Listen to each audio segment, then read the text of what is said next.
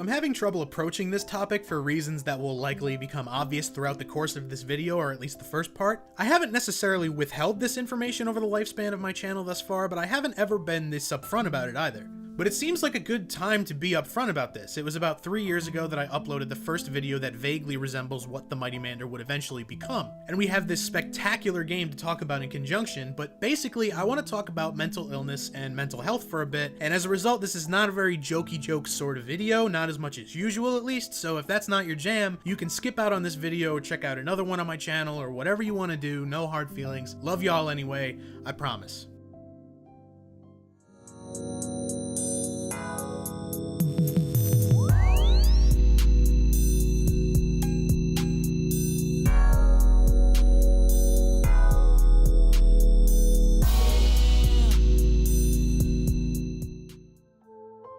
Mental health awareness is something that I've become increasingly passionate about over the past several years. I've struggled with generalized anxiety disorder and periodic bouts of depression for years now, since I was about 13 maybe. But it was only once I started college 4 years ago that I began to realize what that was and that it was something that could be addressed and treated and improved rather than just being the way things are. And I have been working on it actively ever since. I take medication, I go to therapy, I practice mindfulness when I remember to, the whole deal. None of that shit is the miracle cure that some people think it is, but it really does work. Transcendental meditation is tight as fuck. But I'll continue to have to work on those issues for years because they're just a reality of my world that I have to deal with. It's a chemical imbalance in my brain that causes it to irrationally worry about mundane shit and hate itself most of the time. It's no one's fault, not even mine, it's just reality. But that's only part of what this video is about. I just wanted to preface it a little bit. So the link here is that I've always used video games as a sort of pseudo-coping mechanism for these emerging mental health issues before I really knew what they were. I'd come home from school and just play video games until I went to bed, alone or with my brother at first, and then with friends from school in different parts of the country once Xbox Live became a thing. I don't actually remember the last time I went through a full day where I didn't play a video game or watch something or write something or work on something remotely related to video games. And healthy or not, which I'm definitely not saying it is healthy to play video games that much, it's fostered a passion for gaming which is so strong it's basically why I do this now. Without that passion there would be no Mighty Mander. And this year we got a game that correlates with both of those, something that so effectively combines two of the things I'm most passionate about that it doesn't feel like it should exist. A game that so gracefully represents mental health issues and self-care and connected with me on such a crazy emotional level, there was no way it couldn't be my game of the year. The game is Celeste, and I'm going to spend the next however many minutes talking about why I love it. Before we get to that though, I just want to point out that 2018 has been a hell of a year for video games. So while I decided very early on that I was never really going to sway from my decision to name this as my personal game of the year, though a few got close, I've got no judgment for those who do have a different pick. There's a ton of worthy candidates to choose from. God of War was a great time, a great resurgence for the story-based console seller, with some surprisingly deep gameplay. Spider-Man is probably the best superhero game I've ever played. Forza Horizon 4 got me back into open-world driving games, and Red Dead Redemption 2 is visually and creatively stunning in a way that only Rockstar can pull off. But I'd be straight up lying if I said that any of those games connected with me on the same level as Celeste. The rest of those games provide a much-needed sense of escapism that I always look for in a video game, but Celeste is something else entirely. With the cultural conversation about destigmatizing mental illness growing more and more prominent, the game is, at the very least, timely, but I'd go so far as to say that thematically, it's one of the most important games I've ever played.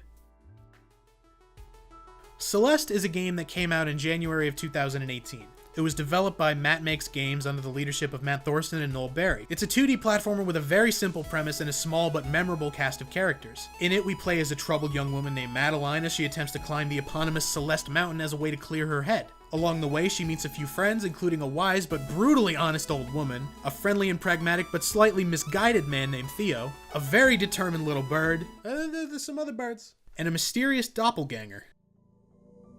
See, Celeste Mountain is often referred to as having strange effects on people, with the old woman noting that it might make Madeline see things that she isn't ready to see. And I don't really think anyone is ever ready to see a physical manifestation of their insecurities that is literally a mirror image of themselves and reminds them of all the parts of themselves that they hate out loud to their face, but that's what we're dealing with here. The characters simply refer to this figure as part of Madeline, but fans have affectionately taken to calling her Badeline, which is appropriately adorable in a game like this. She ends up filling the overall antagonist role throughout the game, but it's a little bit more complicated than that. We'll get back to that. But for now, let's talk a little bit more about our protagonist.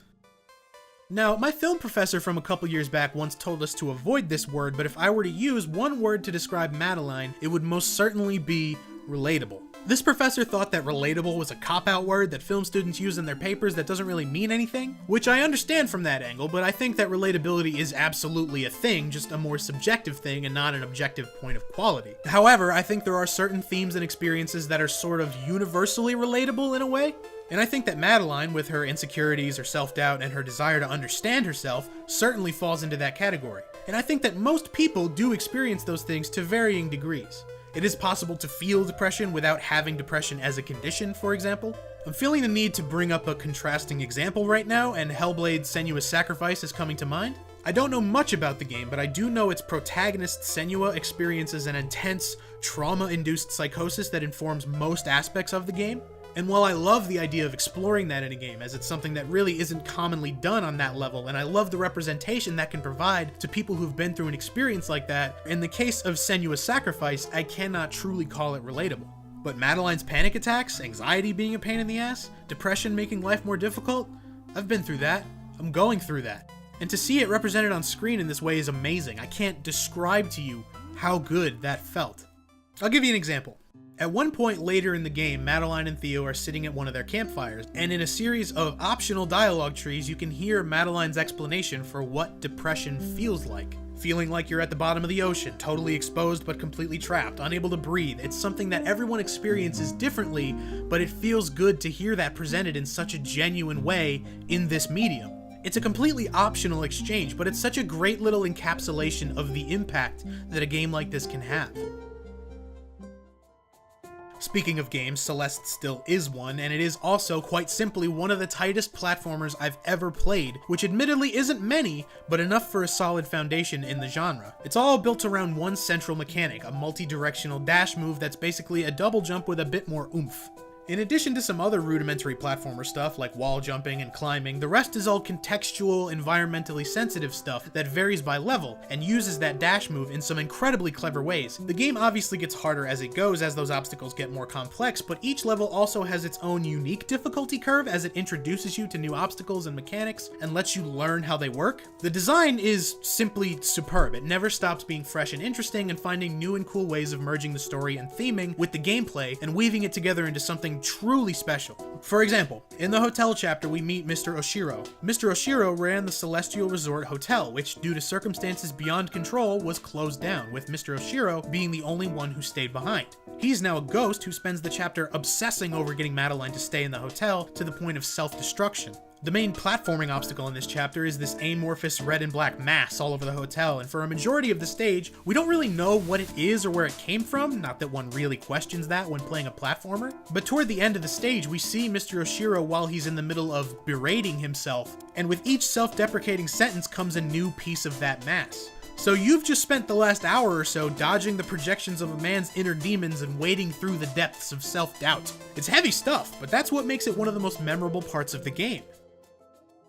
And that's kind of why I love this game. It treats those issues with respect and takes them seriously and weaves them into the foundation of what this game is about. Like, this game, as part of its narrative, literally teaches you a mindful breathing exercise. When Madeline has a panic attack later in the game, Theo, who is a model friend and someone I think we should all be more like, tells Madeline about a breathing exercise his grandfather taught him, to picture a feather floating in the air and breathe deeply to keep it afloat. And you get to play that in the game, and sure, it's not very exciting gameplay, but it is a great character moment, and it is an actual, really effective mindfulness exercise. The game is built on the back of the relationship between Madeline and this other part of herself known as Badeline. At first, it's hostile and confrontational, with Badeline impeding Madeline's progress whenever she can. It carries on like that for a while, until Madeline at one point feels as though she's ready to just leave this part of herself behind, and tries to abandon Badeline altogether.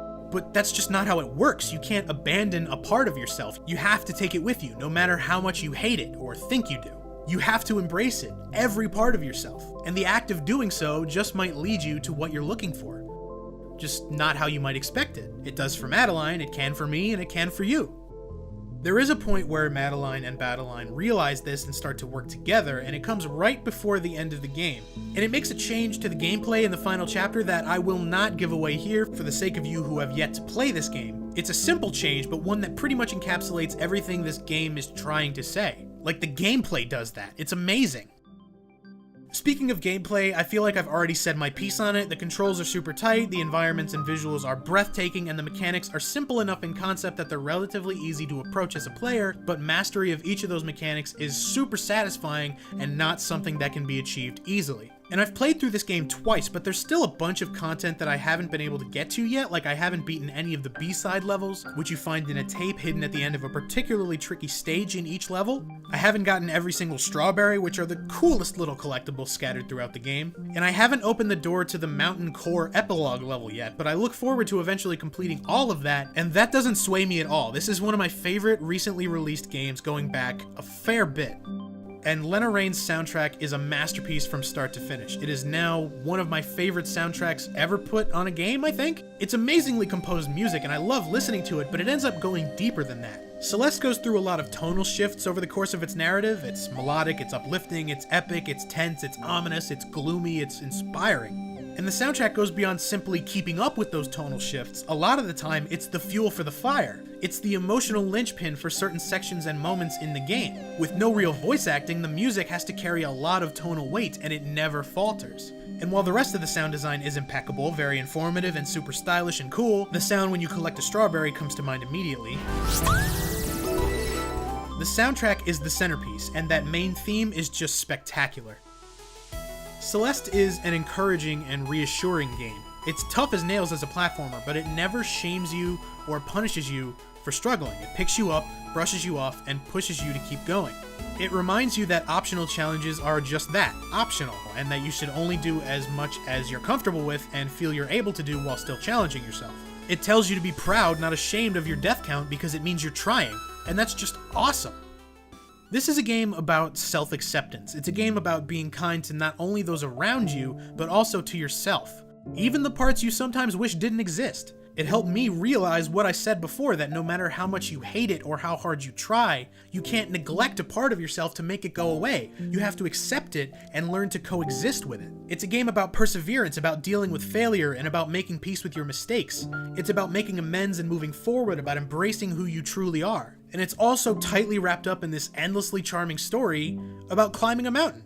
It's built on such a simple foundation, but achieves so much. It's games like Celeste that remind me why I do this, why I make these videos, and even in the face of all its problems, and there are a ton of them, why I love the gaming community. I think games are such a powerful medium and can be a beacon of positivity and inclusion if they're allowed to be, and Celeste is just a shining example of that. It just does all of the things. It's a stellar 2D platformer, a breathtaking work of art, both visually and in its sound design, and it tells a great story that reminds anyone who struggles with mental health issues on any level that they're not alone, that it's okay not to be okay all the time. Now, I'm gonna be honest, I pretty much expected this game to not be named Game of the Year at the Game Awards, but seeing it celebrated alongside games like God of War and Red Dead Redemption 2 was amazing. And when the team behind it went up on stage to accept the awards for Best Independent Game and Games for Impact, both of which are so well deserved, a person who I'm assuming is the Matt in Matt Makes Games took the mic and summed up that impact better than I ever could.